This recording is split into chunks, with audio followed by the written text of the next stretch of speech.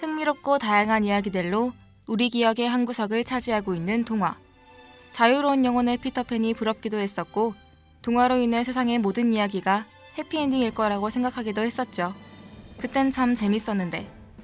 그런데 만약에 여러분이 어렸을 때부터 알고 있던 동화가 그렇게 끝나지 않았다면 그때 그 주인공들은 어떻게 됐을까요?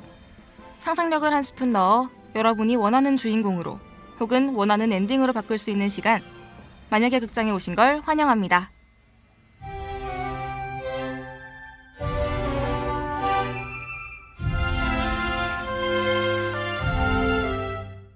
학우분들 안녕하세요. 수요일의 아름다운 목소리, 아나운서 박의진입니다. 이 소개를 할 날도 이제 얼마 남지 않았는데요. 이상하게 연말이 되어갈수록 시간은 더 빠르게 흐르는 것만 같습니다. 그래서인지 저는 이 방송을 준비하고 진행하면서 잠시나마 동심으로 돌아가는 기분이 더욱 소중하게 느껴지는 것 같은데, 학우분들은 어떠신가요?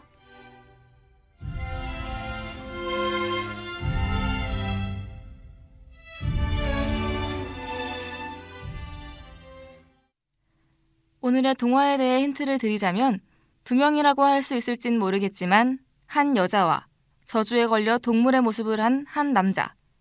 애니메이션과 실사 영화로도 여러 차례 관객들을 만났었죠.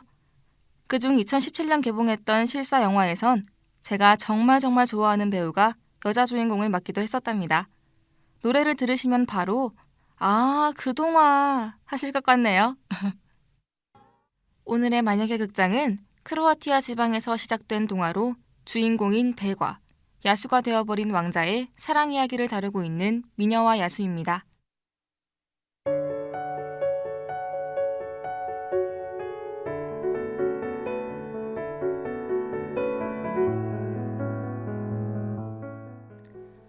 옛날 옛적 오만한 왕자가 살고 있었습니다. 그 왕자는 거둬들인 세금으로 사치를 일삼았고 미녀들을 불러들여 매일 화려한 무도회를 열었죠. 그러던 어느 날 비바람이 몰아치던 밤에 노파가 장미 한 송이를 바치며 하룻밤만 왕자의 성에서 묵고 가게 해달라고 청해왔어요. 하지만 왕자는 그 볼품없는 노파를 조롱하며 성에서 내쫓아냈죠. 그 순간 노파가 찬란한 요정으로 변하여 겁에 질려 애원하는 왕자에게 야수로 변하게 하는 저주를 내리고 왕자를 보조하던 관리들과 하인들도 모두 사물로 바꾸어 버렸답니다.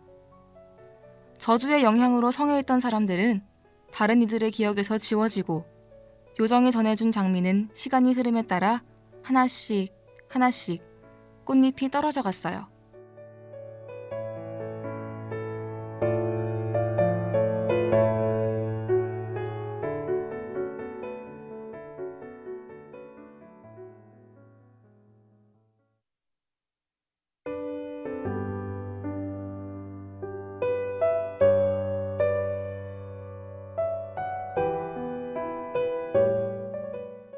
앞선 왕자와 다달리 어느 마을엔 책벌레로 소문난 한 소녀가 살고 있었어요. 그녀의 이름은 벨, 아버지 모리스와 함께 살고 있었죠. 그녀의 아버지는 오르골을 만들고 장터에 내다 팔아 벨네 집은 생계를 유지했어요. 여느 날처럼 그녀의 아버지는 장터를 향했고 벨은 아버지에게 올 때 장미 한 송이 하며 부탁을 했답니다. 그렇게 그는 장터로 떠났어요.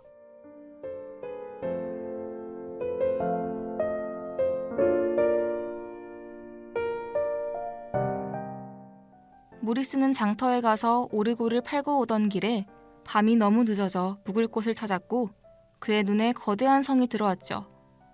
여기에 웬 성이지? 싶었지만 늑대가 가득한 숲에서 밤을 지새는 건 불가능했기에 성으로 들어갔습니다. 성에 도착해 요리조리 성을 둘러보던 모리스는 정원을 발견하고 벨이 부탁했던 장미 한 송이가 생각나 성의 정원에서 장미 한 송이를 꺾었어요.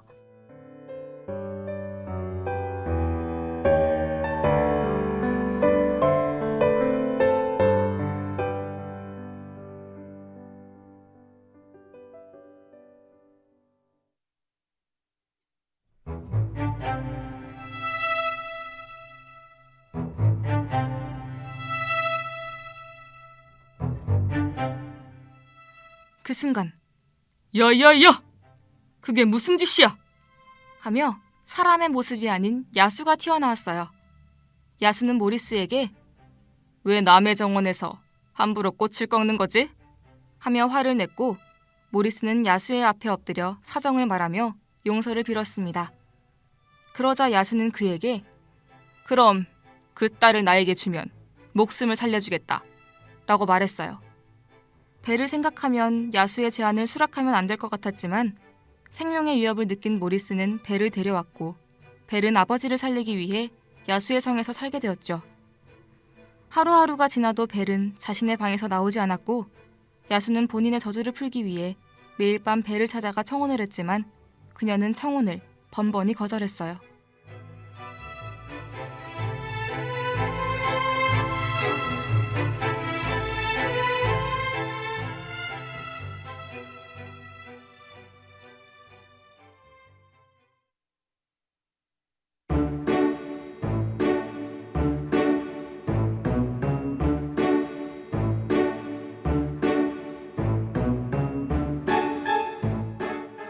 사실 야수의 저주는 그가 진실로 사랑을 알게 되면 저절로 풀리는 마법이었지만 사랑을 이해하지 못한 야수는 그저 마음에도 없는 결혼해달라는 말만 의무적으로 반복했던 거죠. 그러나 벨과 야수가 함께하는 시간이 길어질수록 그녀도 야수가 외모와 다르게 인간의 착한 마음을 지니고 있음을 알게 되었고 야수 또한 벨에게 사랑이라는 감정을 배우게 되었습니다. 그렇게 그녀는 장미의 마지막 잎이 떨어지기 전 야수를 저주에서 구해내고 인간이 된 야수와 행복하게 살게 돼요.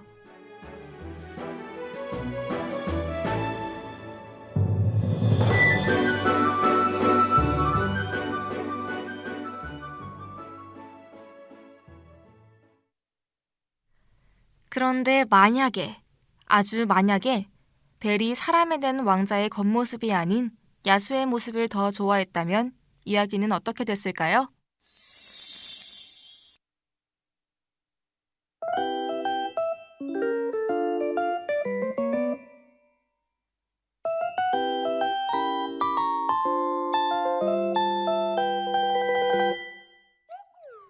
둘이 성에서 지내며 벨이 야수에게 반한 포인트는 거지는 삐삐삐 빨라지는데 레드벨벳을 가장 좋아하는 음악 취향도 있었지만 책을 좋아하는 벨이 야수를 간호해주며 셰익스피어의 한 구절을 읽던 중 야수가 그녀의 말을 끊고 뒷부분을 이어서 말한 거였죠.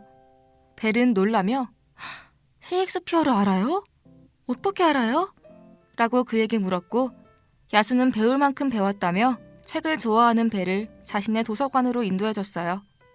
그녀는 좋아하는 책을 잔뜩 읽고 자신의 앞에서 책을 읽고 있는 야수를 보며 속으로 진짜 털 복실복실하고 부드러울 것 같아. 완전 강아지 털 같을 것 같은데 너무 귀엽잖아 라고 생각했죠. 벨은 야수의 교양 있고 책을 좋아하는 자신의 모습을 존중해주는 모습도 좋았지만 너무 귀엽고 털이 복슬거리는 야수의 겉모습에도 푹 빠져갔어요.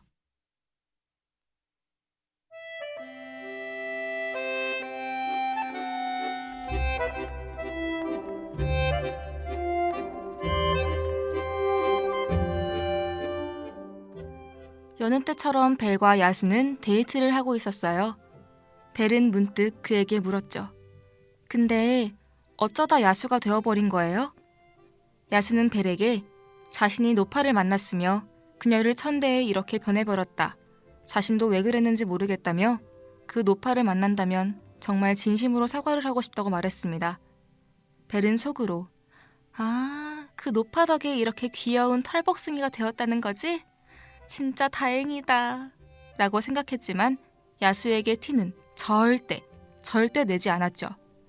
야수는 그리고 벨에게 내가 생각을 해봤는데 말이야. 전에 내가 청혼했을 때 그땐 정말 결혼만 하면 다인 줄 알았는데 그게 아닌 것 같아. 진심으로 누군가에게 사랑 고백을 받아야 내 저주가 풀리는 것 같아 라고 진지하게 말했습니다. 이 말을 들은 벨은 그저 귀여운 야수와 이렇게 지내는 것도 나쁘진 않겠다고 속으로 생각했죠.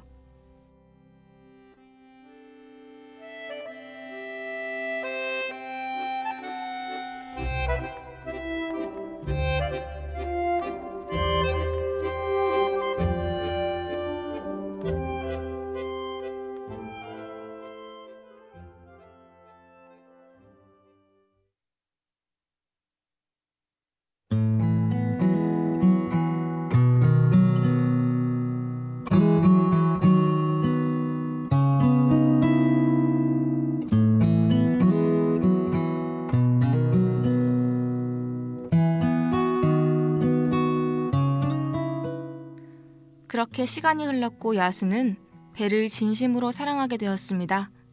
하지만 벨은 그에게 사랑한다는 말을 할 수 없었어요. 갑자기 야수가 변해버려 자신이 알고 있는 모습이 아닌 다른 모습이 되어버린다는 게 두려웠죠. 야수는 벨에게 물었습니다. 벨, 자기는 나를 사랑하지 않는 거야? 왜 나에게 사랑한다는 말을 해주지 않아? 벨은 그 질문에 얼어버린 듯 아무런 대답도 할 수 없었어요. 솔직하게 말해 그에게 상처를 주긴 싫었고 거짓말을 하기엔 벨은 너무도 양심적인 사람이었죠. 야수는 대답을 하지 못하는 벨에 지금까지 나를 사랑하는 척을 했던 거구나. 역시 그래, 나 같은 모습을 사랑할 리 없지. 내 방에도 거울은 있다고. 자신을 자책하기 시작했습니다. 벨은 그 순간 야수의 서운함에 대해 자신의 감정을 터뜨렸어요. 난 절대 당신을 사랑하지 않는 게 아니에요. 오히려 당신의 이 귀여운 모습을 잃어버릴까 무서워서 사랑한다고 말하지 못한 거라고요. 내가 당신을 얼마나 사랑하는데요. 사랑해요. 그 순간 야수는 사람으로 변했고 벨은 아차 싶었지만 되돌릴 수 없었죠.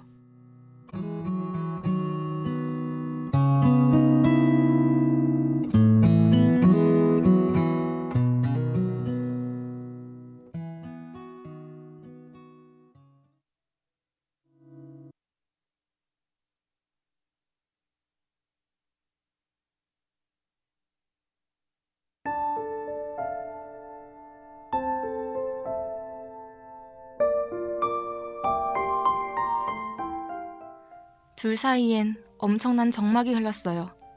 그리고 야수는 벨에게 엄청난 충격을 받게 되었죠. 그래, 지금까지 내 겉모습만 보고 나를 좋아했던 거네. 나와 같은 음악 취향을 가지고 같은 작가를 좋아하고 그런 건 하나도 중요치 않은 거였어. 벨은 그를 달래주기 위해 노력했어요. 하지만 삐친 야수를 풀어주긴 쉽지 않았습니다. 그렇게 야수는 벨에게 이별을 고했고 벨은 집으로 돌아와 한 달을 넘게 야수를 생각하며 그를 그리워했죠. 그리고 그와의 추억을 떠올리며 그래, 겉모습이 뭐가 중요해? 내가 좋아한 그의 모습은 그대로인데? 하며 다시 야수의 성으로 향했습니다. 성에 도착해 벨은 자신이 그리워했던 야수를 만났고 그에게 자신의 마음을 털어놓으며 둘을 행복하게 살았답니다.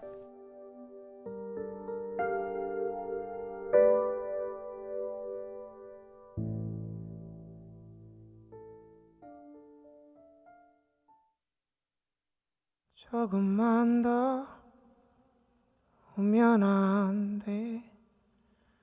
어제보다 더 따뜻하게 나는 가만히 있을게. 아무 말 없이 You're my everything, everything, everything. 아무것도 안 해도 돼. 어제보다 더 나른하게 내게 깊숙이 파묻혀 또 잠들게 돼. You're my everything, everything, everything. 이곳엔 아무도 올 수 없게 그 누구도 우릴 찾을 수 없게 조심스럽게 내 안에 누워줘. 우린 잠들지 않고도 꿈을 꾸지. 눈 부셔 저 불을 꺼줘. 귓가에 소리를 들려줘. 누구도 들을 수 없게 You're my everything, everything, everything.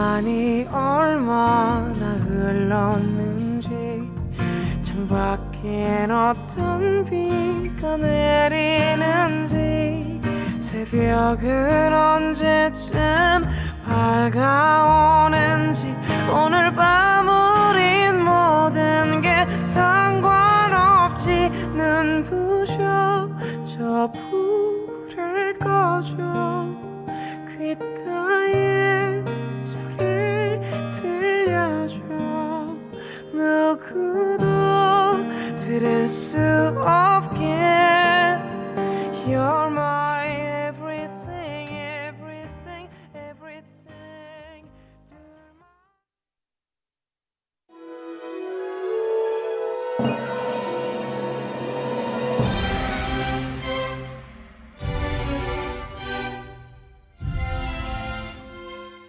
오늘의 만약의 극장은 미녀와 야수로 함께 하셨는데 어떠셨나요?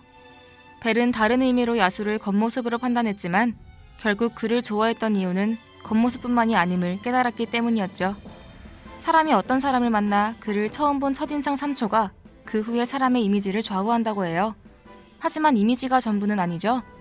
당연히 사람들은 모두 다른 생각을 하고 다르게 말을 하고 다른 것을 좋아하기에 새로운 관계를 맺는다는 것은 늘 설레고 좋은 일일 겁니다. 다음 주가 저희 만약의 극장의 마지막 방송인데 너무 슬프시죠? 저도 알아요. 마지막인 만큼 더욱 열심히 준비해서 재밌는 내용으로 찾아오겠습니다. 그럼 오늘은 여기서 영안!